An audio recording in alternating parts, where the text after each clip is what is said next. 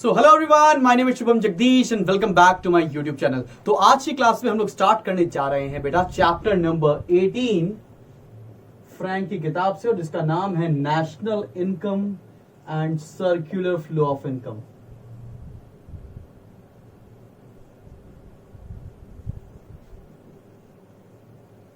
इस चैप्टर में बहुत कम से टॉपिक पढ़ने हैं। जो हमें पढ़ना है उसमें है 2 sector model, 3 sector model and 4 sector model with savings and injections. तो मैं क्या है ये सारी चीजें मैं बताना शुरू करूंगा अभी आपको। सेविंग्स और इंजेक्शन बोलो या लीकेजेस एंड इंजेक्शंस बोलो, सेम बात है। तो ये नेशनल इनकम क्या होती है, सबसे पहले तो ये पकड़ लेते हैं। नेशनल इनकम का मतलब ये होता है बेटा, अगर हमने अपनी ज्योग्राफिक टेरिटरी के अंदर जितने भी गुड्स एंड सर्विसेज को प्रोड्यूस किया, उसकी वैल्यू कैलकुलेट की, प्लस हमने जितना भी फॉरेन से पैसा कमाया माइनस जितना भी हमने फॉरेन को पैसा पे किया, उन सबको क्लब कर देंगे तो जो कॉन्सेप्ट निकल कर आता है उसे बोलते हैं हम लोग नेशनल इनकम। समझाने का तरीका थोड़ा सा पुराना है, ये समझते हैं ऐसे। दिस इज इंडिया, ठीक है, and this is rest of the world. अब मान लेते हैं इंडिया में रहने वाले लोग कुछ ना कुछ कमा रहे हैं, कुछ गुड्स एंड सर्विसेज कमा रहे हैं, प्रोड्यूस कर रहे हैं। तो अगर इनके सबकी इनकम्स को हम लोग क्लब कर देंगे या इनके सबके प्रोड्यूस को हम लोग क्लब कर देंगे तो जो कॉन्सेप्ट निकल कर आएगा उसे बोलते हैं डोमेस्टिक इनकम। ऑलराइट, और मान लेते हैं विदेश से हमारे पास पैसा आ रहा है, उसे बोलते हैं इनकम फ्रॉम अब्रॉड। और मान लेते हैं हम किसी कंट्री को पैसा पे कर रहे हैं, हमारे कुछ लोग जानने वाले हैं, हम विदेश में कुछ पैसा पे कर रहे हैं, उसको बोलते हैं बच्चे इनकम टू अब्रॉड। तो अगर मैं बोलूं डोमेस्टिक इनकम में प्लस कर दें इनकम फ्रॉम अब्रॉड, बाहर से आने वाला पैसा ऐड कर दें, माइनस इनकम टू अब्रॉड, यहां से बाहर जाने वाला पैसा माइनस कर दें, तो जो कॉन्सेप्ट निकल कर आता है उसको बोलते हैं हम लोग नेशनल इनकम। इसको एनवाई भी लिखते हैं बेटा, और इसको बोलते हैं NNPFC, net national product at factor cost. ये क्या होता है ये अगले चैप्टर में पढ़ना है, तो इसको डिटेलिंग इस पर्टिकुलर टॉपिक में मैं नहीं करने वाला हूं। अच्छा, income from abroad minus income to abroad को बोलते हैं हम लोग NFIA, net factor income from abroad. ठीक है कि नहीं? ठीक है, बात समझ में आई। डोमेस्टिक इनकम क्या होता है, नेशनल इनकम क्या होता है, ये क्लियर है। एक और टर्म है उसको बोलते हैं हम लोग per capita income. Per capita income क्या होता है बेटा? पर कैपिटल नहीं है, पर कैपिटा है। पर कैपिटा इनकम का मतलब ये होता है अगर हम किसी भी कंट्री की नेशनल इनकम को उस कंट्री की पॉपुलेशन से डिवाइड कर दें, किसी भी कंट्री की नेशनल इनकम को पॉपुलेशन से डिवाइड कर दें, तो हर एक व्यक्ति की इनकम निकल के आती है। हर व्यक्ति की इनकम को ही हम लोग बोलते हैं पर कैपिटा इनकम। क्लियर? ये एक छोटा सा टॉपिक था जो मुझे ब्रीफ करना था। अब शुरू करते हैं हम लोग सर्कुलर फ्लो ऑफ इनकम में, और पहला टॉपिक है हमारा 2 सेक्टर मॉडल। जल्दी से नोट करिए। ऑलराइट क्लास, तो बढ़ते हैं आप लोग आज के पहले टॉपिक पर। पहले टॉपिक का नाम है बेटा 2 सेक्टर मॉडल। अच्छा, आपकी फ्रैंक किताब में 2 सेक्टर मॉडल को 2 अप्रोचेस से बताया है, with saving and investment approach और without saving and investment approach. तो हम लोग विद सेविंग वाला पढ़ते हैं, विदाउट अपने आप समझ में आ जाएगा आपको। ठीक है, 2 सेक्टर मॉडल को पढ़ने के लिए ना एक मूवी ओरिएंटेड पढ़ाई करने वाले, यहाँ पर कुछ कैरेक्टर हैं, उनको समझना बहुत जरूरी है। पहले कैरेक्टर का नाम है हाउस होल्ड, हमारे तुम्हारे जैसे लोग भाई, हाउस होल्ड, उनको इकोनॉमिक्स के टर्म्स में हाउस होल्ड बोलते हैं। दूसरा जो कैरेक्टर है इस मूवी में उसका नाम है फर्म्स, मतलब फैक्ट्रीज। और तीसरा जो कैरेक्टर है उसका नाम है कैपिटल मार्केट, आसान भाषा में बैंक या कोई फाइनेंशियल इंस्टीट्यूशन। ठीक है ना? अभी हमको 2 इकोनॉमिक्स के टर्म को समझना है। एक टर्म है रियल फ्लो। रियल फ्लो क्या होता है? रियल फ्लो बताता है आपको flow of goods and services. दूसरा टर्म है मनी फ्लो, ऑब्वियस सी बात है वो बताएगा आपको फ्लो ऑफ पैसा, कैश। अब रियल फ्लो को हम लोग इस बोल्ड लाइन से रिप्रेजेंट करेंगे, मनी फ्लो को हम लोग इस तरह की डॉटेड लाइन से रिप्रेजेंट करने वाले हैं। अब देखो आपस में सबका रिलेशनशिप क्या है, अगर यही पढ़ डालें तो उसी को बोलेंगे 2 सेक्टर मॉडल। क्या होता है ना, हाउस होल्ड अपनी सर्विसेज प्रोवाइड करता है फर्म्स को, मतलब नौकरी करने जाता है इनके वहां, इन जो सर्विसेज प्रोवाइड करता है उसको इकोनॉमिक्स की भाषा में बोलते हैं फैक्टर सर्विसेज। अब ये अपनी फैक्टर सर्विसेज फर्म्स को दे रहा है, तो फर्म बदले में इसका पैसा देगा। जो फर्म पैसा पे करता है उसको बोलते हैं हम लोग फैक्टर पेमेंट्स। अब फर्म्स कुछ ना कुछ प्रोडक्ट्स बना रहा होगा या कोई सर्विस बना रहा होगा, तो प्रोडक्ट किसको बेचेगा? प्रोडक्ट बेचेगा हाउस होल्ड को, तो इसको बोलते हैं हम लोग flow of goods and services. Simple.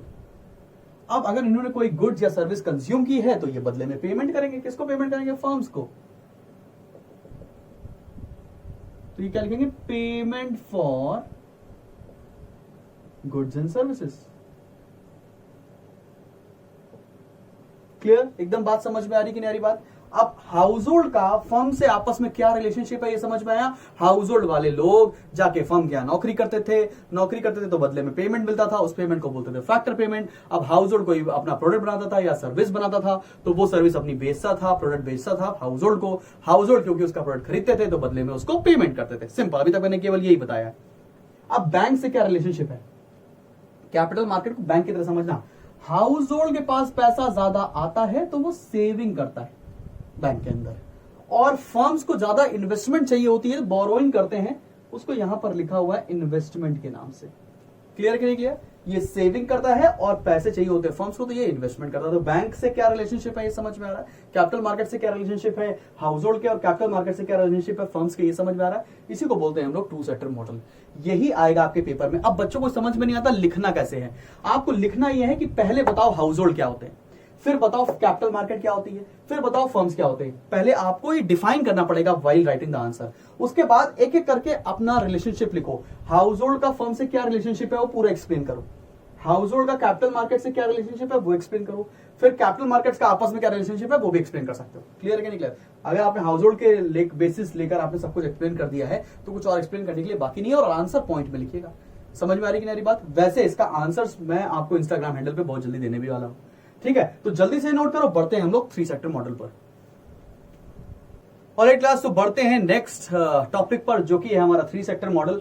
अब आपको लग रहा होगा सर आपको कितना आसान है भाई, मैं इसी टू सेक्टर मॉडल को एक्सटेंड करके थ्री सेक्टर मॉडल बनाऊंगा। लेकिन जो बच्चे मेरे वीडियो देख के पढ़ रहे हैं वो टू सेक्टर मॉडल अलग बनाइएगा, कॉपी में थ्री सेक्टर बनाने के लिए फिर से बनाना ही है। ठीक है ना? आपको मेहनत ज्यादा करनी है। तो भाई अभी जो नया हमारे बीच में किरदार आ रहा है, नया कैरेक्टर है, उसका नाम है गवर्नमेंट। GOVT के नाम से मैं रिप्रेजेंट कर रहा हूं। अभी गवर्नमेंट का आपस में क्या रिलेशनशिप है ये समझना है भाई। हाउस, अब देखो हम लोग हैं नॉर्मली लोग, वो गवर्नमेंट से क्या रिलेशनशिप है उनका? हम लोग देते हैं गवर्नमेंट को टैक्स। टैक्स देते हैं किस फॉर्म में? कैश के फॉर्म में, मनी के फॉर्म में, इसलिए हमने इसको डॉटेड लाइन से रिप्रेजेंट किया है टैक्सेस। क्लियर है? गवर्नमेंट हमें क्या देती है? गवर्नमेंट हमें देती है ट्रांसफर पेमेंट। ट्रांसफर पेमेंट क्या? पेंशन दे रही है, कोई स्कॉलरशिप दे रही है, कोई सब्सिडी दे रही है, या अगर मैं गवर्नमेंट के वहां काम करता हूं तो मुझे फैक्टर पेमेंट देती है। तो गवर्नमेंट जनरली क्या पे करती है हमें? लिख रहा हूं देखो यहां पे भी, गवर्नमेंट हमें पे करती है factor payment and transfer payment. अब बहुत सारे बच्चों को समझ में नहीं आ रहा होगा सर ये फैक्टर पेमेंट क्या होता है, ये ट्रांसफर पेमेंट क्या होता है। सर फैक्टर पेमेंट वो चीज जिसके बदले में हमने कोई सर्विसेज प्रोवाइड की है। हो सकता है मैं गवर्नमेंट एम्प्लॉय हूं तो मुझे गवर्नमेंट हर महीने सैलरी दे रही है, वो सैलरी हुई हमारे लिए फैक्टर पेमेंट। ट्रांसफर पेमेंट का मतलब क्या हुआ? अब मैं बदले में गवर्नमेंट को कोई सर्विस नहीं दे रहा हूं तो भी मुझे गवर्नमेंट पैसा पे कर रही है, जैसे कि पेंशन, ठीक है ना, जैसे कि ग्रांट्स, जैसे कि स्कॉलरशिप। ठीक है, बात समझ में आई? अच्छा, अभी गवर्नमेंट का रिलेशनशिप हाउस होल्ड से समझ में आ गया। अभी गवर्नमेंट का रिलेशनशिप फर्म से क्या हो जाएगा? फर्म भी पे करेगी गवर्नमेंट को क्या? टैक्सेस। फर्म्स क्या पे करेंगी गवर्नमेंट को? टैक्सेस। क्लियर है कि नहीं क्लियर? और गवर्नमेंट क्या देगी फर्म को? गवर्नमेंट ने अब जितने भी गुड्स खरीदे हैं उसका पैसा पे करेगी, गवर्नमेंट परचेजेस बोलते हैं उसको, और जितनी भी सब्सिडीज देनी है वो पे करेगी। तो यहां लिखेंगे गवर्नमेंट परचेजेस एंड सब्सिडीज। अब बच्चों को ये समझना है कि गवर्नमेंट परचेजेस क्या होते हैं। अब भाई हो सकता है बहुत सारी ऐसी चीजें हैं जो गवर्नमेंट प्राइवेट सेक्टर से खरीदती है। गवर्नमेंट सेक्टर में भी मोबाइल फोन चाहिए मान लेते हैं, तो मोबाइल फोन मान लेते हैं सैमसंग से खरीद लिया उन लोगों ने, तो वो हो गया गवर्नमेंट परचेस। अब खरीदा तो पैसा पेमेंट करना पड़ेगा।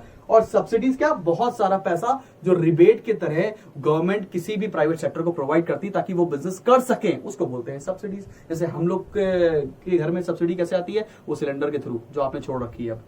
ठीक है, ठीक बात समझ में आ गई बात। इसे बोलते हैं हम लोग 3 सेक्टर मॉडल। जल्दी से ये नोट कर लो, बढ़ते हैं लास्ट टॉपिक पर।